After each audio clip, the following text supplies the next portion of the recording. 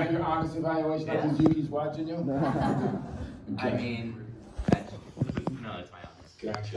Ryan, you don't know I know you, but I kind of know you. Know your parents. So how do you rate the day? Honest rating. 92. Is that you really rating? If I ask you to back away from everybody, you can say the same thing? Yeah. Okay. Go ahead. Rate the day. Too good. When you get a really low rating, it's so fun. You can kind of play with it a lot. But okay. Can I ask you to do something real quick? Another people's things people are starting to hate these days because we do all the time. Can you close your eyes for a second? Okay. Just for like 10 seconds, all right? Can you think of like the highlight of your day with your eyes closed right now, like the thing that had the most emotional impact? Because I'm just walking. Keep your eyes closed. I'm just walking in. I really want to get a sense of it. The moment of the greatest impact. Didn't have to blow your doors off or anything, but just the most memorable. Okay, can you open your eyes? Who would like to tell me? I'd like to hear at least 2 or 3. The most impactful moments of your day so far. Stephanie, you have one? No? Put you on the spot. Dentist activity was pretty nice. The one you just did? Yeah. Okay. Like, gave me a sense of what my other brothers and sisters are also going through the program. Okay. I really enjoyed it. Good. Thank you. Anybody else? It can be like breakfast too, if you want. That's okay. Yes. Yeah, Yes, sir. mine was very early in the morning when we were reflecting on Up and Coming. I think, Mia shared, and she was really genuine in her response. And I just felt like, when we were really honest to ourselves, we opened up a pathway to improve.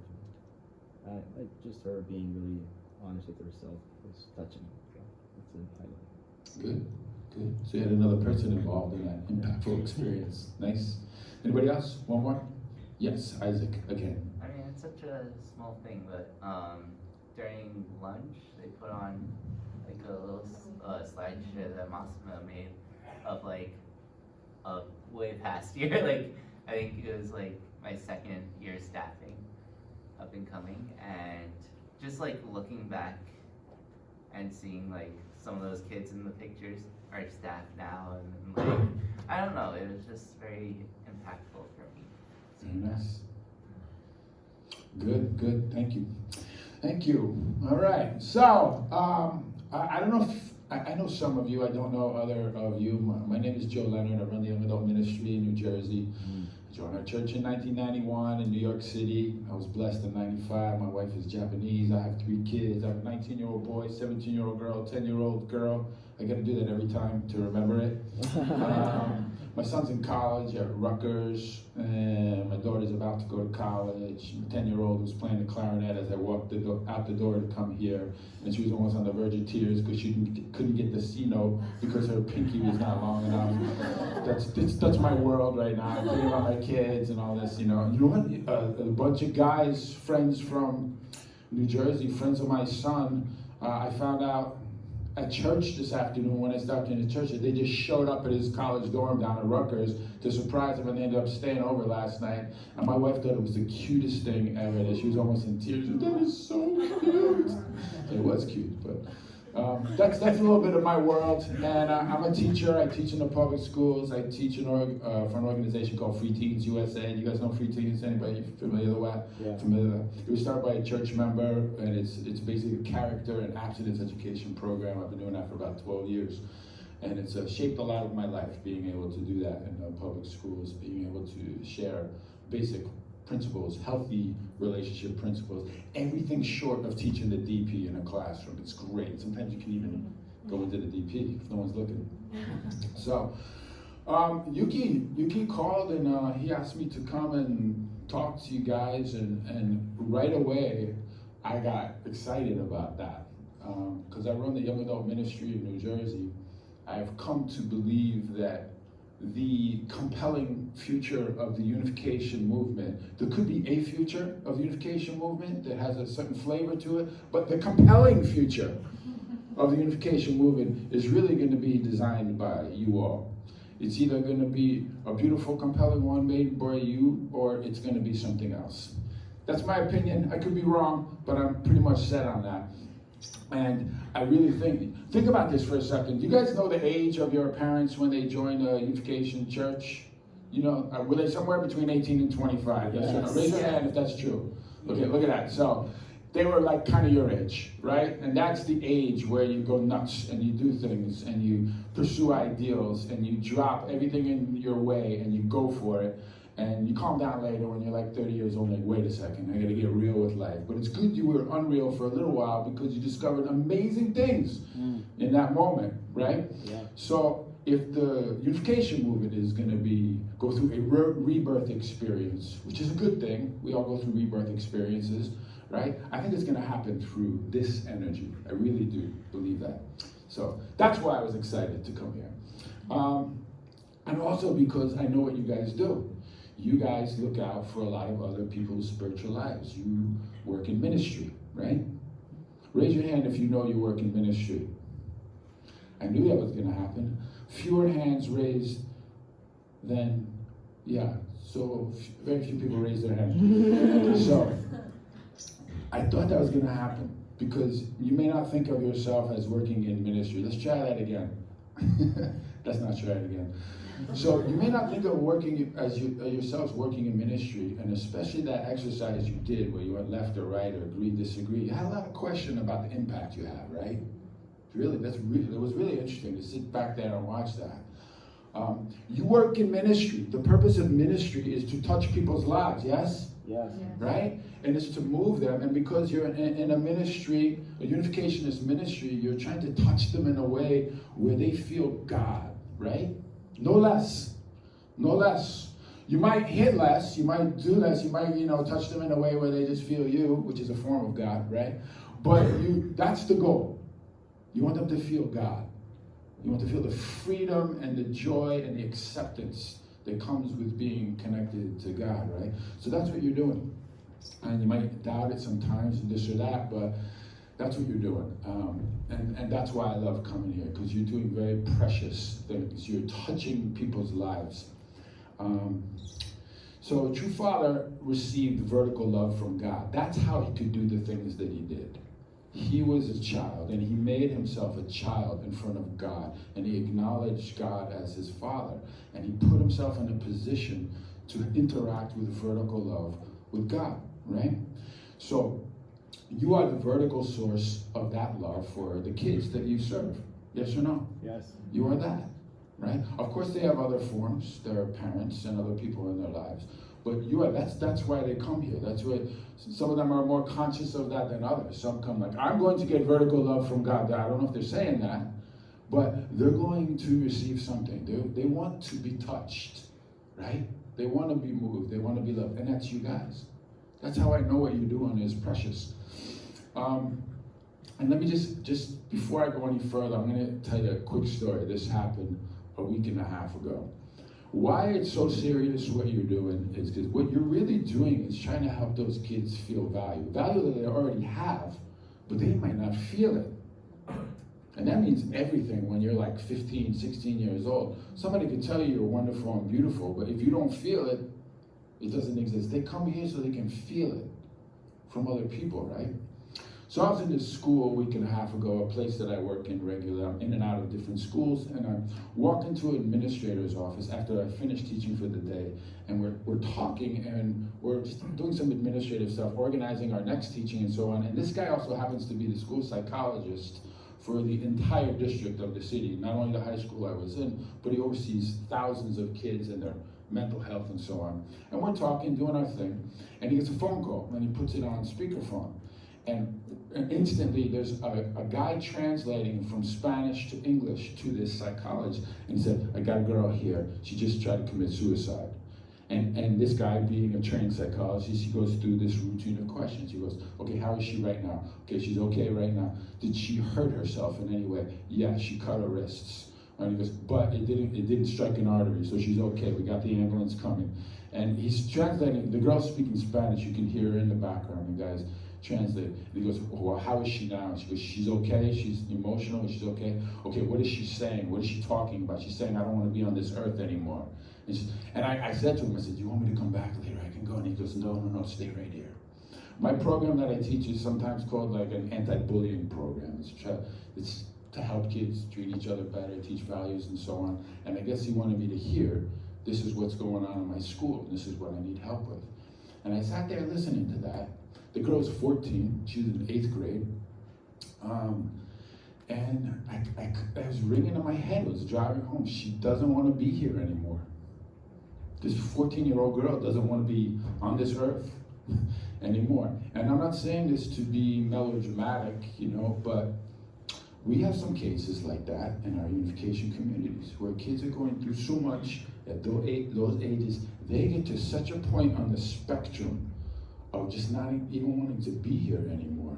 And we're trying to get them in this end of the spectrum where they absolutely love their life and love their faith and love God and they love you and you love them. We want them here. But this is always a possibility, right? And that's why what you're doing is critical. It's not a joke. And I don't mean to make it burdensome, but don't forget that. We don't know what kids are going through. And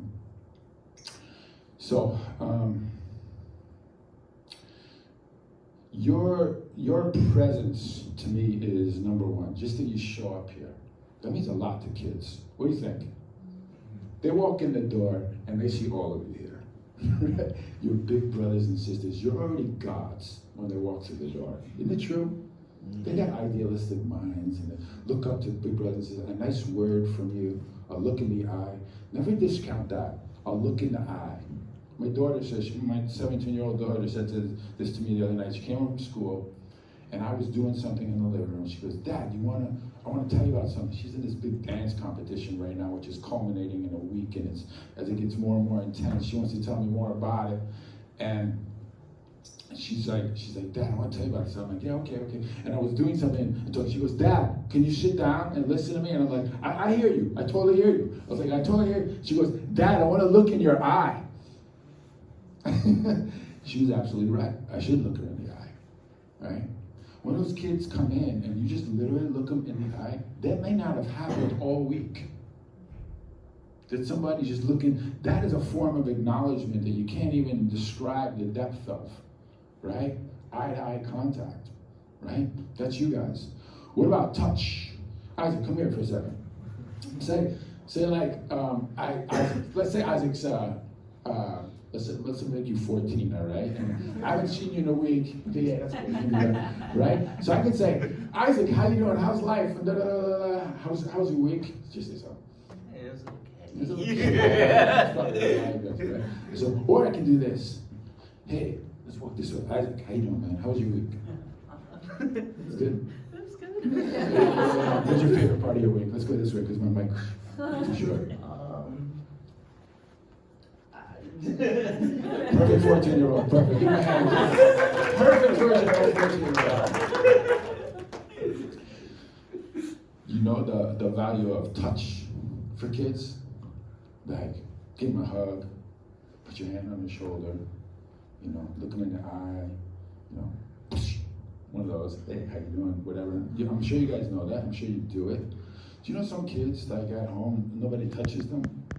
We're talking about the right kind of touch. Okay, I see your faces. You're looking at the warm, good kind of touch, right? Like, and they want to be touched. I'm talking physically, right? Like a hug. That's a powerful thing. That is a powerful thing. And I'm sure you guys are doing that too, right? Yeah, I came home last night. That was a couple days ago, this story about my daughter. But I came home last night and I'm tired and I'm sitting on the couch. And my 10-year-old is playing computer games. And as soon as she's done playing, she was on the computer for an hour, and I'm sitting on the couch watching TV, and she walks away from the computer, and she walks across the room, and she climbs on top of me. It's inside, and she's not small anymore. She thinks she is. She used to be 4 when I could do that comfortably, and now she's getting close to 100 pounds, and it kind of hurts, you know. But I realize she wants to be touched, and I'm so glad she still does that, and even my 17-year-old does that.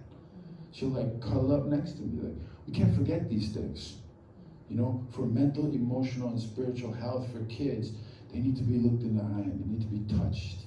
And they need you to be present. And I'm sure you guys are good at it, because that's what you do, right? But we're playing a serious game here. with these kids, where we want them to be in their best possible state, so they know God and they know love through us, right? So you guys are doing an amazing thing, and I'm not sure if you understand the depth of the impact you have, because you're dealing with kids. What's the age range, Yuki, of? It's like, I think 12 to 18. 12 to 18. So this is one of the more impressionable times of their life. And they're gonna remember all the things that happen in relationship with you as big brothers and sisters, right? It's gonna leave an impact on them. It's gonna leave an imprint on them. They're gonna fall in love with you, really. You know that, right? Do you know that? Yeah. All right, let me just remind you. They're gonna fall in love with you, and they're gonna remember you. And they're gonna have an irrational emotional attachment to you. What I mean by irrational is like they can't explain it. There's no rhyme or reason. They just connect with you, right? It's the nature of the age. It's the nature of being human, right? I kind of call it like a dog pack primal need. You ever see The Dog Whisperer, that show? Anybody seen that? Yeah. It's kind of going off the air these days, but there's another one on the Disney Channel, which we have.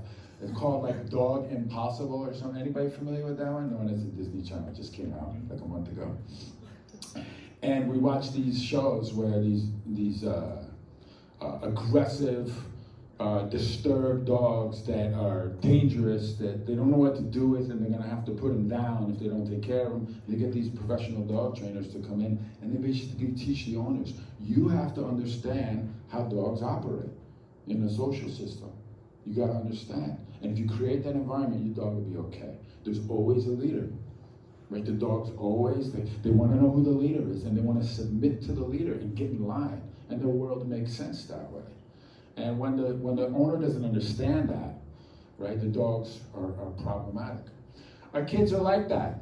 I'm not saying they're dogs, but our kids, they want to align themselves, right? A little bit different from dogs, but they want to know where the love is.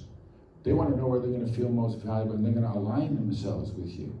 Right? So that's the age they're at right now. They're so impressionable, and they're trying to get in line with what they believe and what they love and where they feel the most value. That's you guys, right? Is that true? I mean, you feel that? Okay. So, you know, what you're doing, did you ever think about this? So, this is a bit much. Kosei, how old are you? 18. You're 18, right? Going to Epic this summer? We'll see. Okay, so, and Mia, you're how old? 17. Okay, are you the youngest in the room? Are you like staff / participant, or you're just staff? Staff.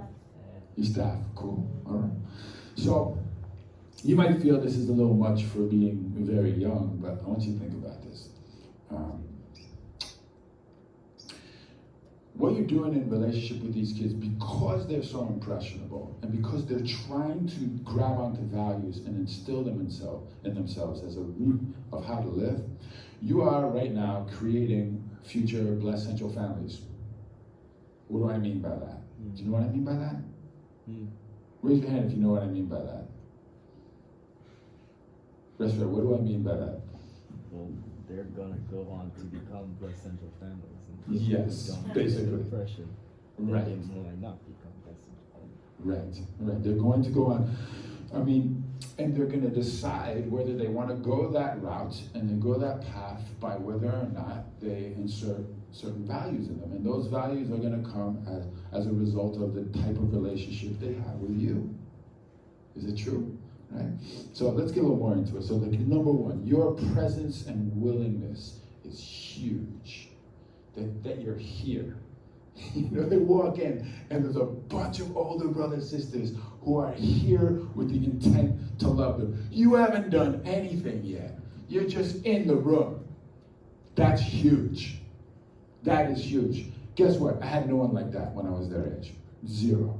And there's a lot of kids that age who have nobody like that, where they show up somewhere at church and there's a bunch of people waiting to love them. Isn't that true? That's a rarity. Right? So you haven't done anything yet, It's your willingness and your intent. It's being in the room. It's being present.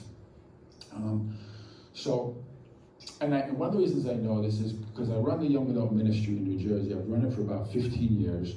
And I really like to occasionally invite like 30, 35-year-old elder BCs to come and give testimonies to a bunch of, 23, 25-year-olds and tell them how life is, And these 35-year-olds may not have been in touch with the church for a while.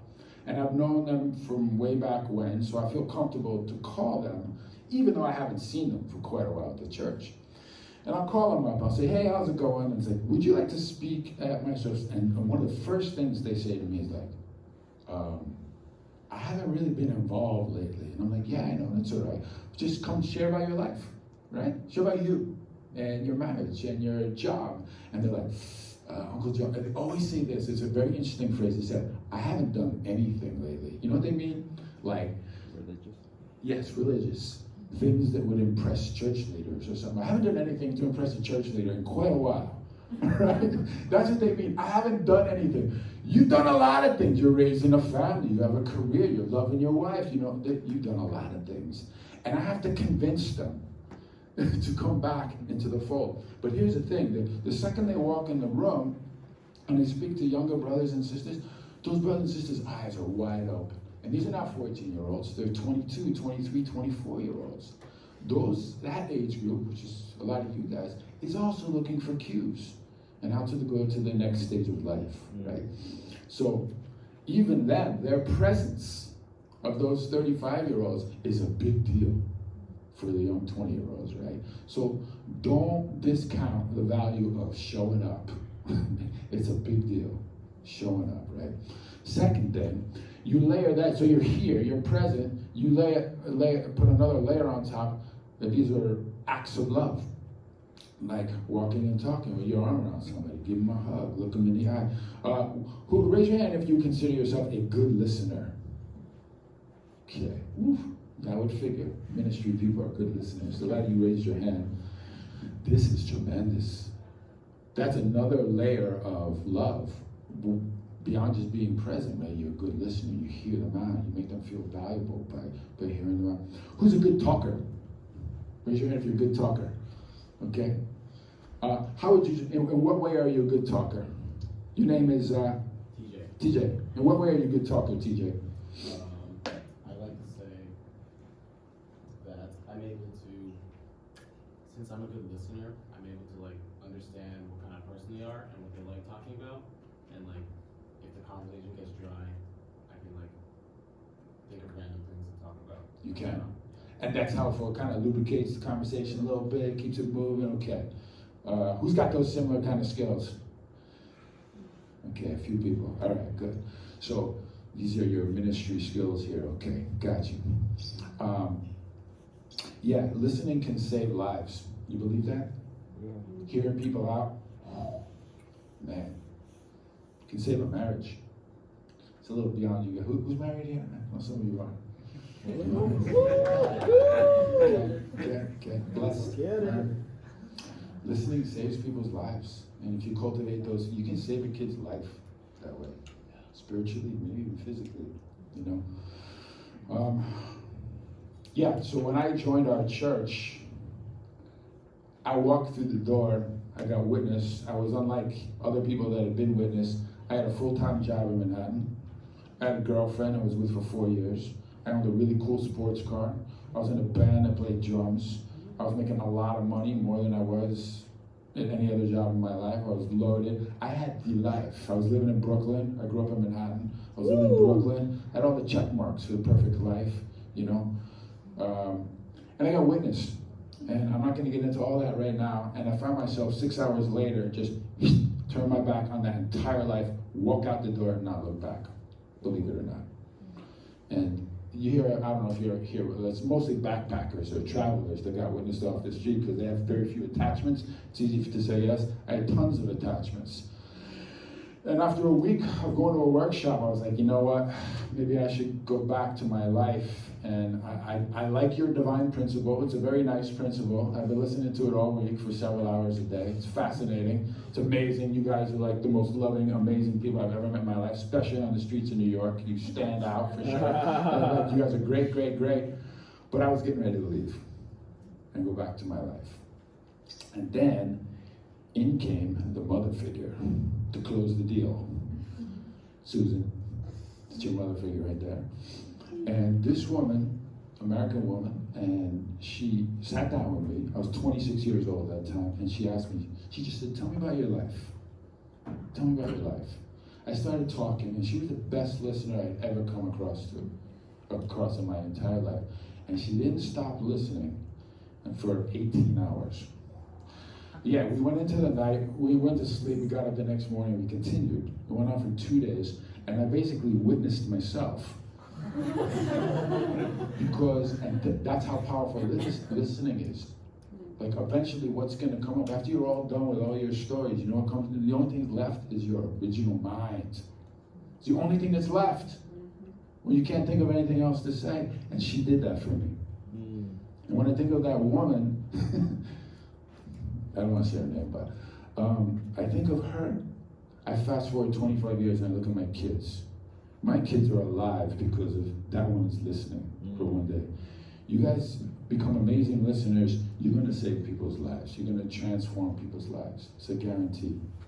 And you will become what I call a God source, a source to which they experience God, right? If I ask you guys, if you think of the most meaningful experience that you had in your life with God, it could be any time. It could be when you were little. It could be with a person. Raise your hand if you have something like that you can recall. So, take a second if you need it. Try to recall like a very meaningful personal experience you had with God Himself, herself, themselves. Can you recall one? Raise your hand if you can recall one. Are you Cody? Yeah. Cody. I was trying to remember from back there. Cody, can you just tell us the emotions that you were feeling in that experience with God? Is that all right? Oh, emotions? Yes, the emotions that you recall in that experience. I think just like ecstatic. Ecstatic. Overwhelmed. Overwhelmed in a good way or? In a good way. In a good way, okay. Couldn't stop like moving. Moving. Yeah, like jumping around. Oh, really? So excitement. Yeah. Just, Energized? yeah. Like, Ecstatic. like never before. It was weird. Okay. Good. All right, good. Anybody else? Yes, Stephanie. Yeah, ditto, Cody. But like, yeah, it was so weird because I felt so happy, yet like a tiny little bit sad, you know, just because like, I don't know, God's heart is like in pain, right? Mhm. So I felt like happy that I was able to receive Him, Mhm. but a little sad also. A little bit sad. You experienced the sad side of God's heart? Yeah. You did. So excitement but sadness. Why did you feel excited? What was the source of the excitement? Just that it happened when I asked for it. It was weird. As in when I was like, God, come on, man. That He came through for you? Okay. Yeah. Got it. Thank you.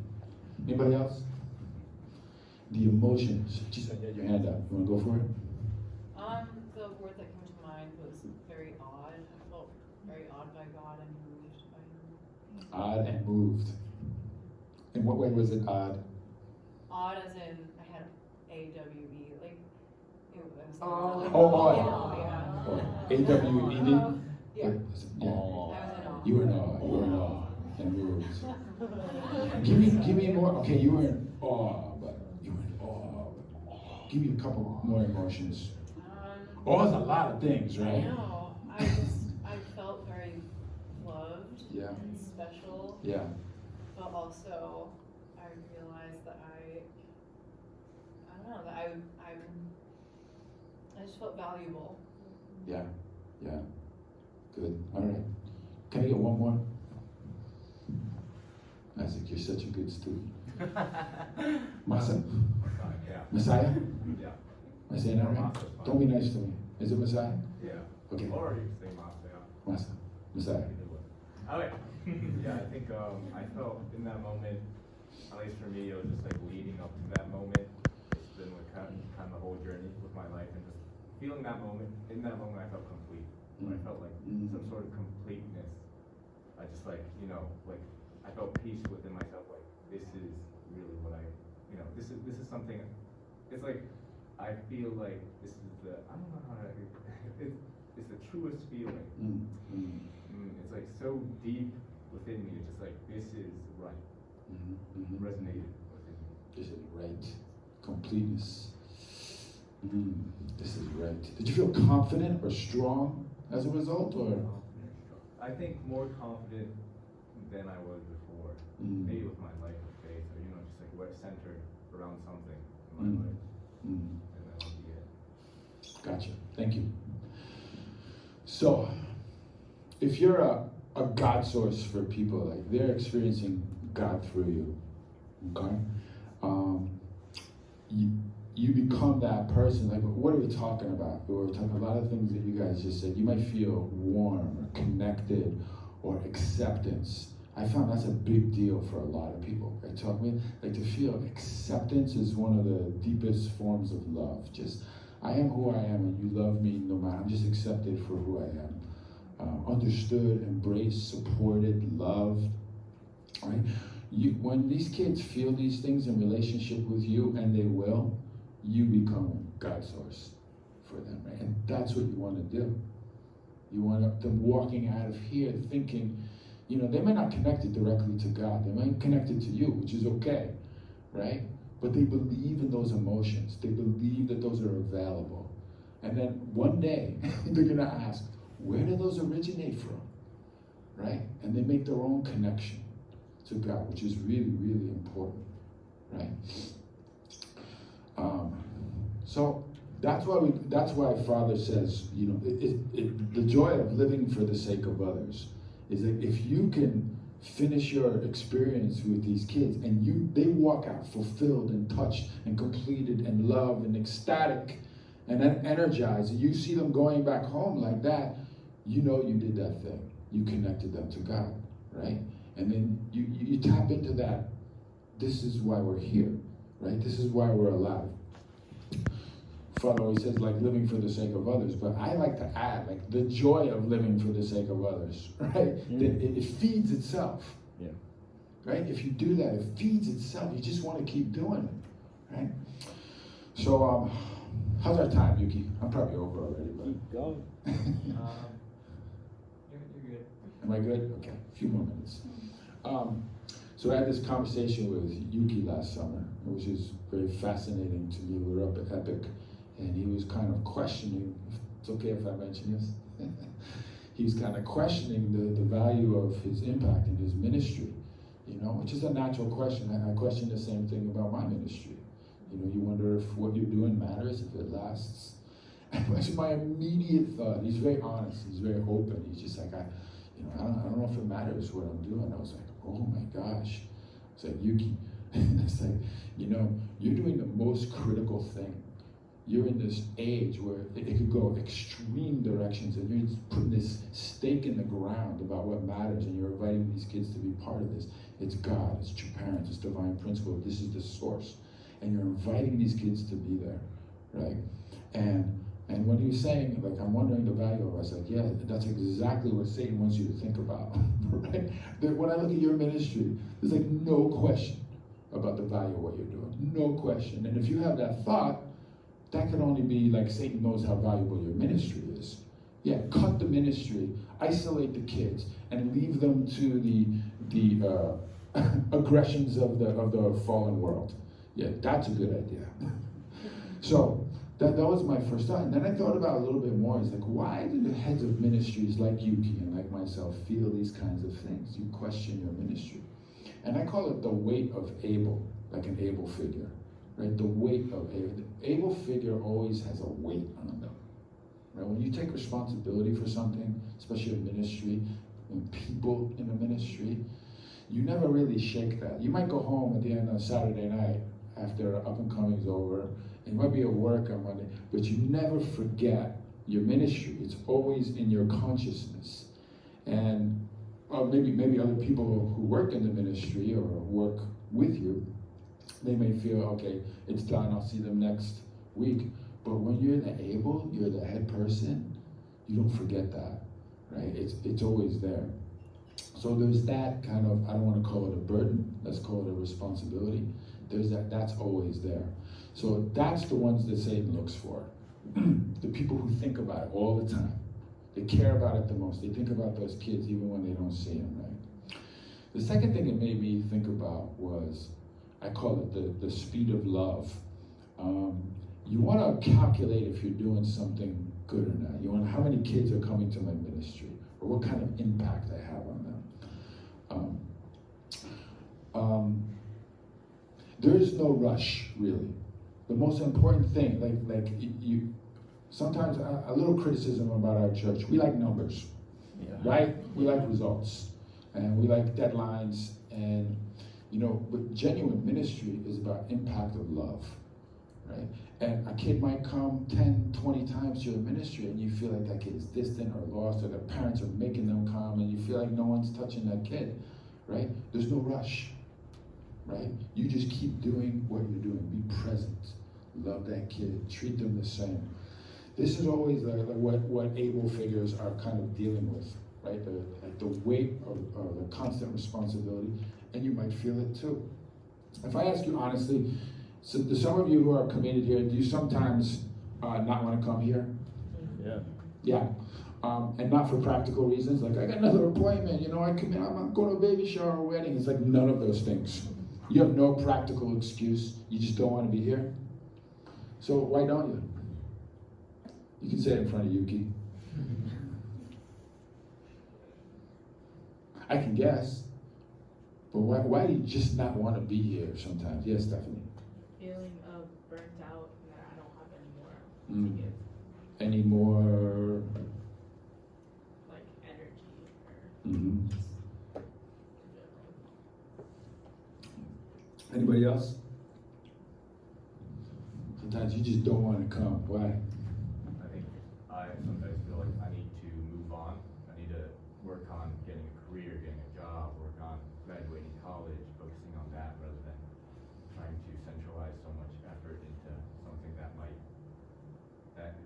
will maybe last a couple more years for myself at least. Mm-hmm. On a scale from 1 to 100, how would you rate the reward that you've received over the years? Over all the years? Yeah. It's a tough number to grab, I know, out of nowhere, but how would you rate the reward, what you have received as a result of serving in this ministry? I would probably say 98, 99. Mm. So that's a dilemma, isn't it? Because you feel this practical calling of like, maybe I've done enough here. Maybe I should move on. However, you get this amazing reward. And that's something I skipped at the very beginning. I chose to not talk about, but there's a lot of people who go to work every day and they wish they had some place in their lives to make impact on other people, and they feel empty a lot. And that's why I said yes when I got witnessed at 26 years old.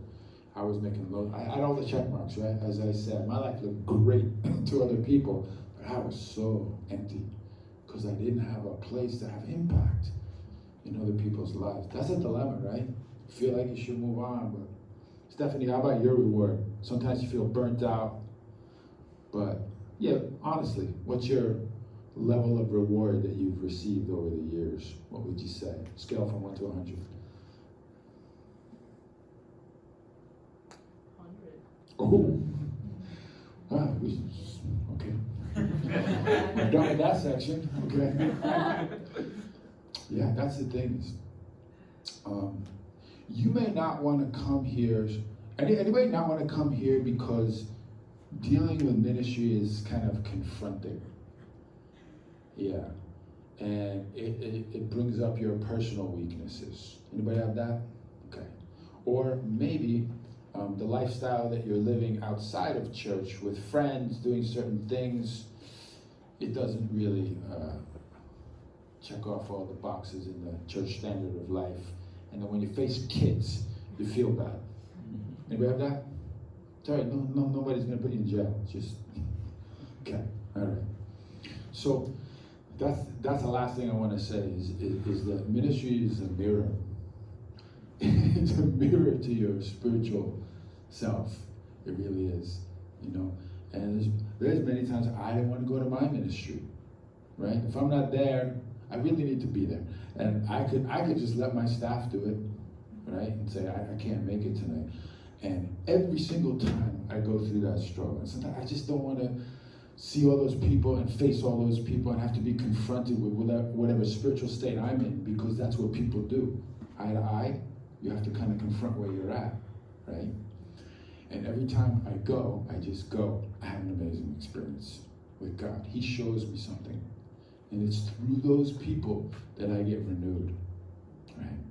So, I'll leave you with this. My most enjoyable reward I experienced from years and years of doing ministry, and I tell you, with young adults, they're so changeable, and they come to church sometimes, but usually don't come to church, or their thoughts and beliefs and values change all the time. If you want to rely on a consistent feedback in your ministry to feel acknowledged and reward, do not do young adult ministry. Seriously, don't do it. Right? If you're relying on like them being consistent and showing up and acknowledging what you do, forget it. It's the wrong source of value. It really is, right? So you hang in there and you do it for other reasons because you believe in them, their spirit self, their life, their eternal life. They're just who they are. But the best reward, I do get something from it, is usually, and sometimes it takes 10 years, literally, is when I get blessed. I love that.